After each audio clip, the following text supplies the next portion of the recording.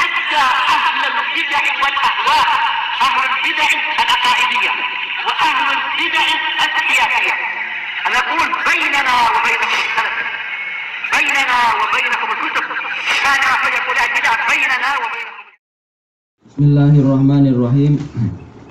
Qala Syekhul Islam rahimahullah fil matan, fala yanfuna anhu ma wasafa bihi nafsah. Maka Ahlus Sunnah wal Jamaah Al-Firqatun Najiyah, mereka tidak meniadakan dari Allah apa yang Allah sifatkan untuk dirinya sendiri. Qala rahimahullahu ta'ala fi syarah, wa wasafahu bihi Rasuluh sallallahu alaihi wasallam. Apa yang Allah Ta'ala sifatkan dan juga disifatkan oleh Rasulnya SAW. Ahlus Sunnah tidak meniadakan itu. Bal yusbituna lahul asma'a was sifat. Bahkan Ahlus Sunnah menetapkan untuk Allah nama-nama dan sifat. Wa yanfuna anhu musyabahatal makhluqin. Dan meniadakan dari Allah penyerupaan dengan makhluk. Radu li rabbihim ma radiyahu li nafsih. Ahlus Sunnah wal Jamaah ridha untuk Rabb mereka apa yang Allah ridhai untuk dirinya sendiri. Wa radiyahu lahu rasuluhu sallallahu alaihi wasallam, dan yang diridhai oleh Rasulnya sallallahu alaihi wasallam. Beda dengan apa orang-orang Mu'tazilah dan juga yang lebih rendah dari itu, yaitu apa orang-orang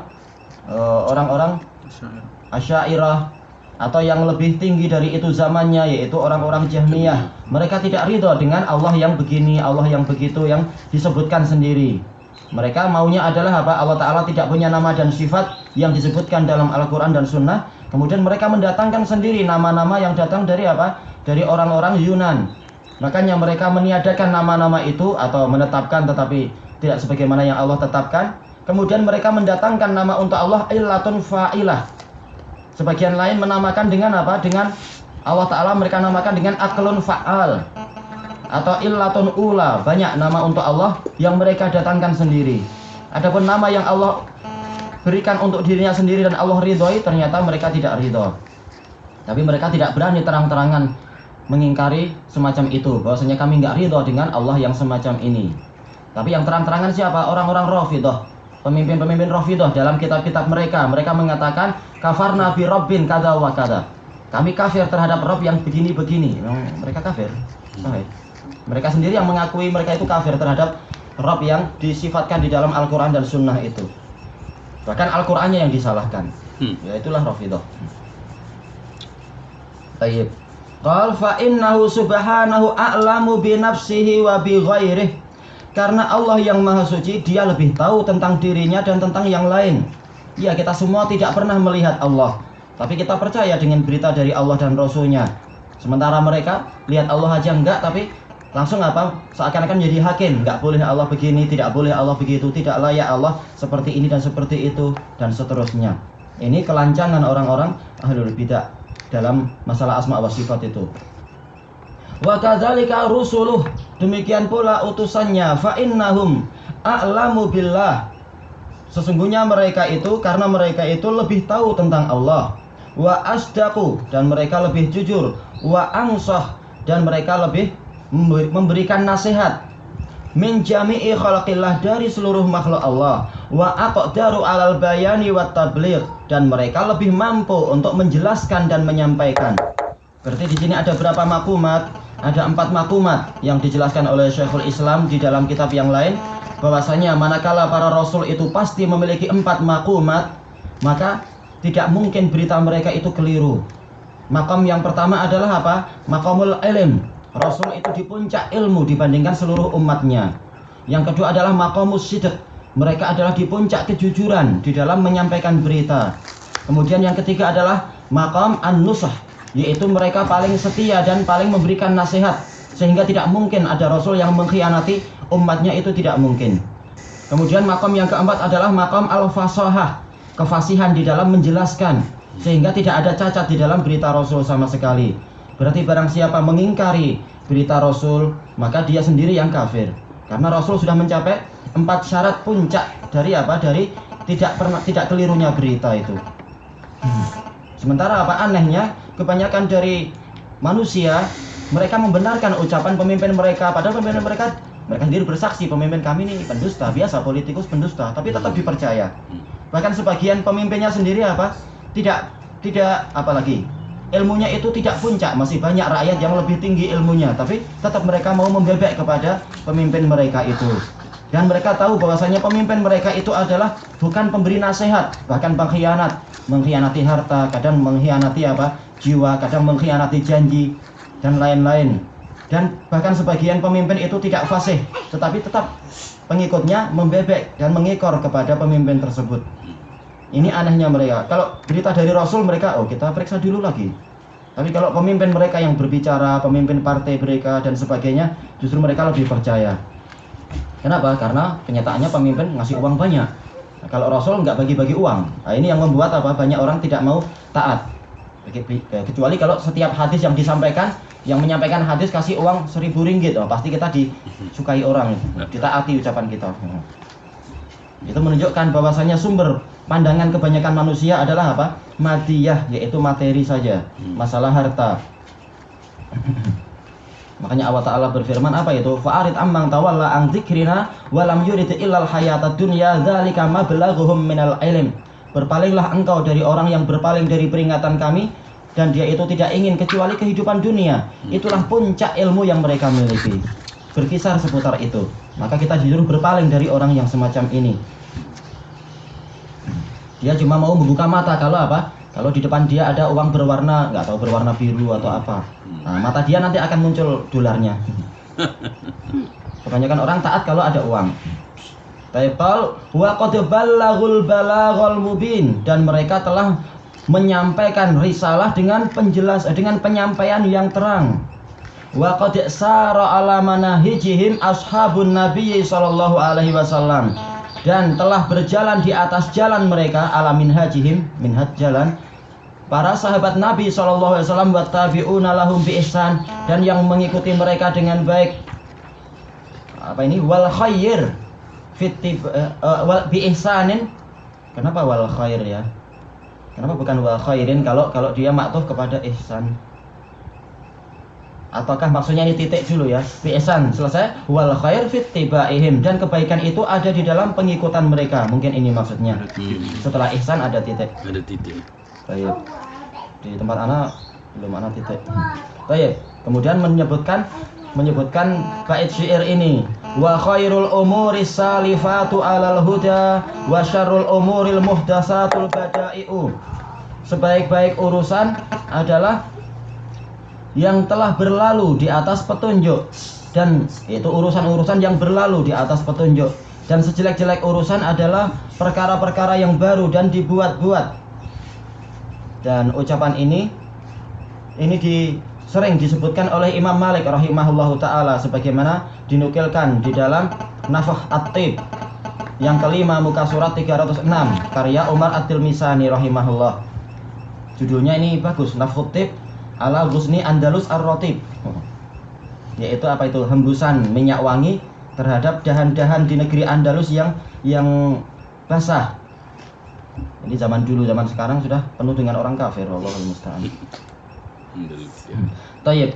Wa amma ahlul bid'ah minal jahmiyati wa ghairihim, adapun ahlul bid'ah dari kalangan Jahmiyah dan yang selain mereka, fanafau. Salam.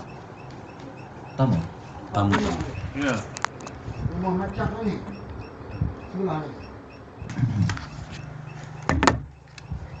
Fanafau asma Allah wa sifatih.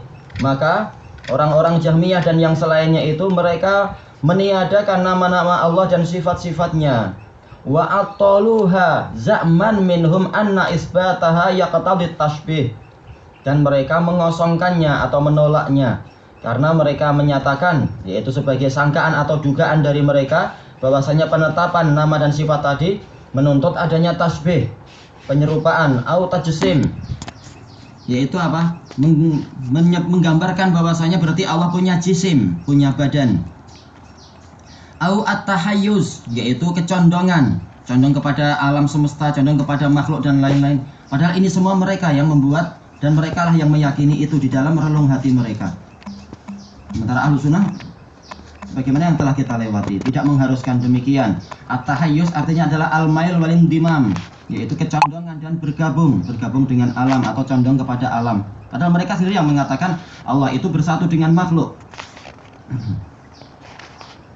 Atau Allah ada di mana-mana. Semuanya sumbernya adalah dari kalam Jahmiyah. Wa nahwi dzalika min aqwali ahli dhalal. Dan yang semacam itu dari ucapan-ucapan orang-orang yang sesat, alladzina nabadhu kitaballah wa sunnata rasulih wara'a zuhurihim, yang mereka itu melemparkan kitabullah dan sunnah rasulnya ke belakang. Gimana kita menerjemahkan? Ke belakang mereka. Al-muhim itu ke belakang mereka. Waradau bital madah alal yahudi wal majusi was sabiin, dan mereka ridha untuk belajar kepada Yahudi dan Majusi dan para penyembah bintang. Kalau sabiun kita artikan penyembah bintang. Wa adrabihim, dan yang semisal mereka, min dhullalil umam, dari orang-orang sesat di setiap umat. Ya, masing-masing ada umat sendiri-sendiri, tapi yang dipilih justru yang sesat-sesatnya. Ini bodohnya naudzubillah Jahmiyah itu. Fa inna asla maqalatit ta'til ma'khudatun an haula, karena asal ucapan ta'til, mengosongkan Allah dari nama dan sifat, itu diambil dari mereka, dari Yahudi, Majusi dan penyembah bintang.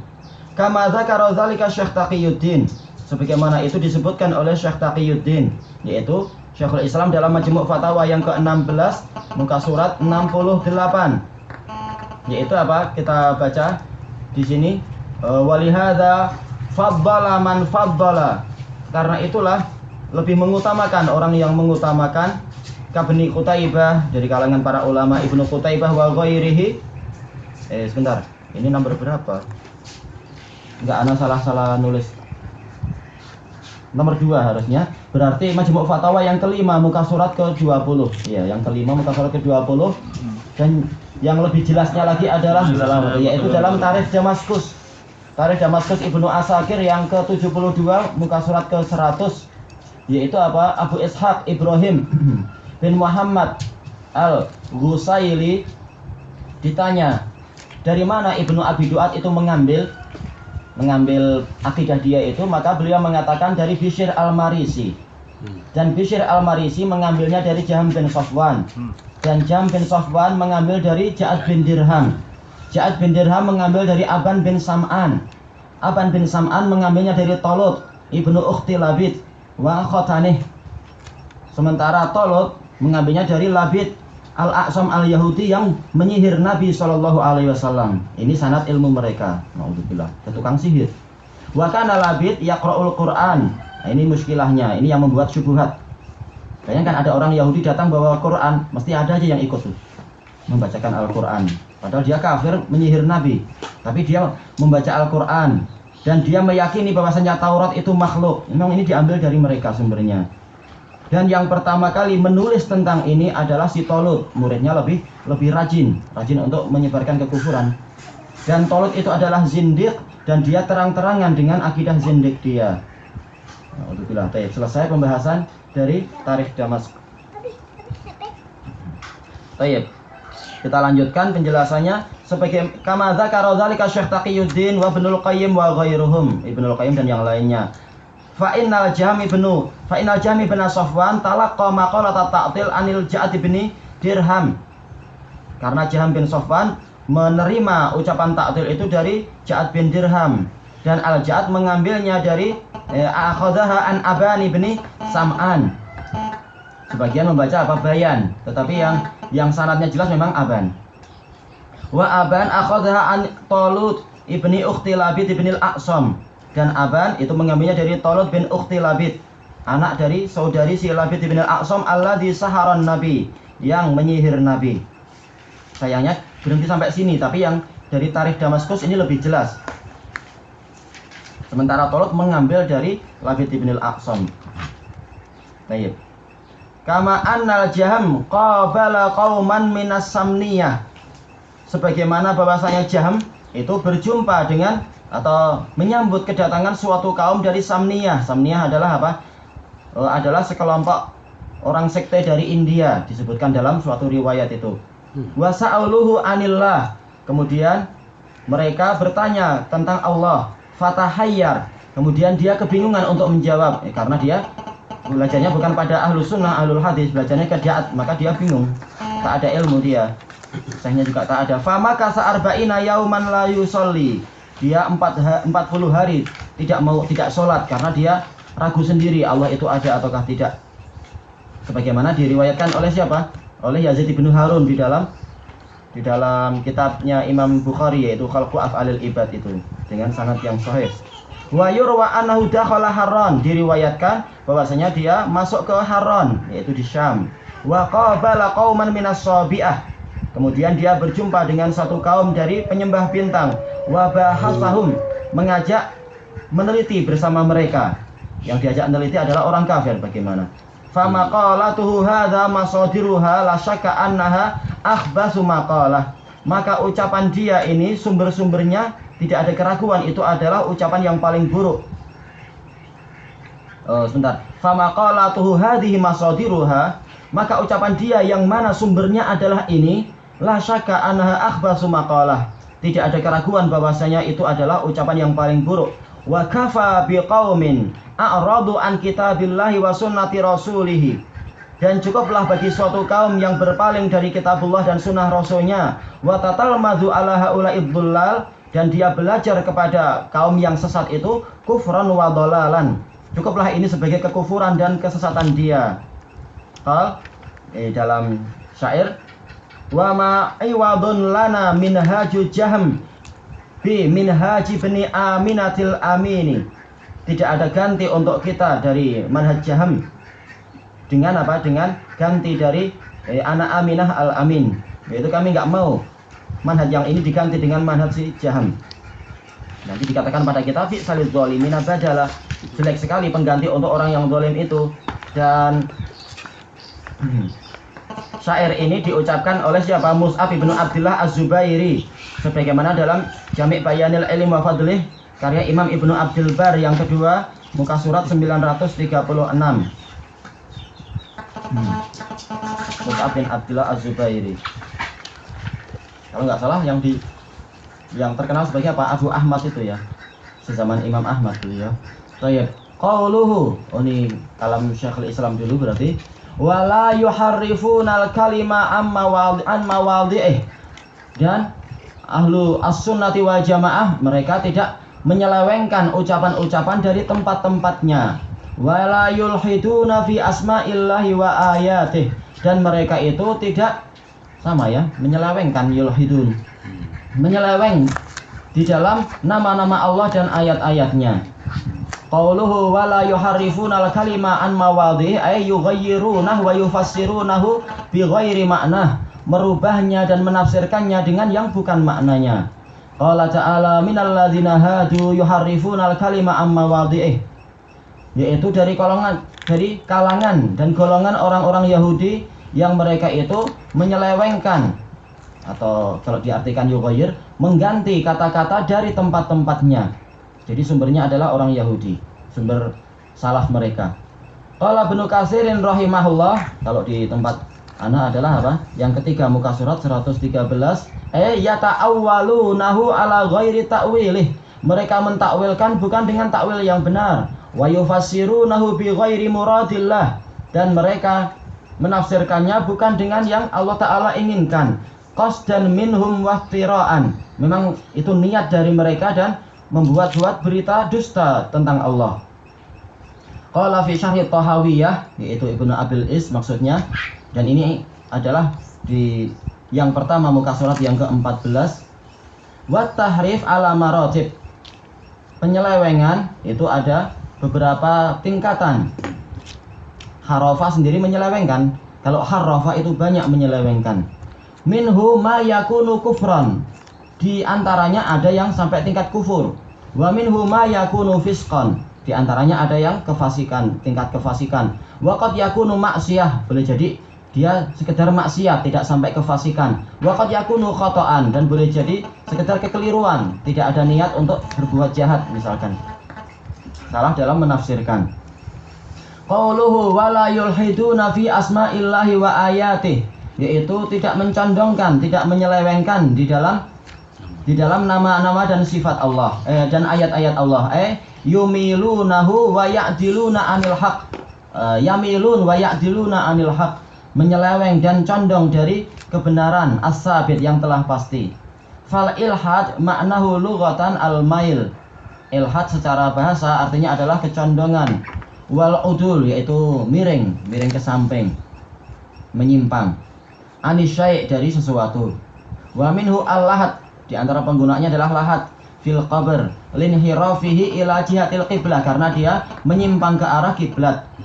An samtil hafr, dari samat itu adalah lurus, dari arah hafr, yaitu apa? Yaitu hafr itu kita artikan apa ya? Pengeburan, bukan pengeburan, penggalian, ya, penggalian ke bawah, tapi dia ke bawah dan lurus, tapi ini ke samping kiri kalau kita dari arah kaki. Baik. Qala Ibnul Qayyim rahimahullah, ini di Bada'iul Fawaid yang pertama, muka surat 179. Al-ilhad huwal udul bi asma'illahi wa sifatihi wa ayatih. Ilhad itu adalah penyimpangan dengan nama-nama Allah dan ayat-ayat, sifat-sifatnya dan ayat-ayatnya, anil haqqis sabit, dari kebenaran yang telah pasti. Qala fin nuniyah, terkenanya nuniyah, aslinya kitabnya adalah apa? Al-Kafiyah wasyafiyah fi difa' anil firqatin najiyah. Asma'uhu awsafu madhin kulluha mustaqqatun qad hamalat lima'ani iyyaka wal ilhada fiha innahu kufrun ma'adzallahi min kufrani wa haqiqatul ilhadi fiha al mailu bil isyraki wat ta'tili wal kufra wan nukrani fal mulhiduna idzan salasu tawaifa fa'alaihim ghadabun minar rahmani. Kata beliau, nama-nama Allah adalah sifat-sifat pujian semuanya. Dia itu adalah pecahan dan telah membawa makna-makna. Ini semua masing-masing fakrahnya bantahan kepada mereka. Maka dan hindarilah olehmu al-ilhad, yaitu penyimpangan fiha, di dalam nama-nama tadi, karena sesungguhnya itu adalah kekufuran. Kita berlindung kepada Allah dari kekufuran. Dan hakikat dari penyimpangan di dalam nama-nama Allah tadi adalah al-mail, yaitu kecondongan atau penyelewengan dengan kesyirikan dan ta'til, dan juga apa? Pengingkaran, nukron. Maksudnya nukroni sebagaimana dijelaskan sendiri oleh Ibnul Qayyim di dalam Shawa'iqul Mursalah yang pertama, muka surat 116, yaitu apa? Dengan mengingkari al-musamma biha, yaitu sebenarnya adalah dia mengingkari Allah yang dinamai dengan nama-nama tadi. Maka para mulhidun kalau begitu, jika demikian, mereka terbagi menjadi 3 kelompok. Semoga kemurkaan dari Ar-Rahman menimpa mereka. Tayyib ilahuna wallahu a'lam.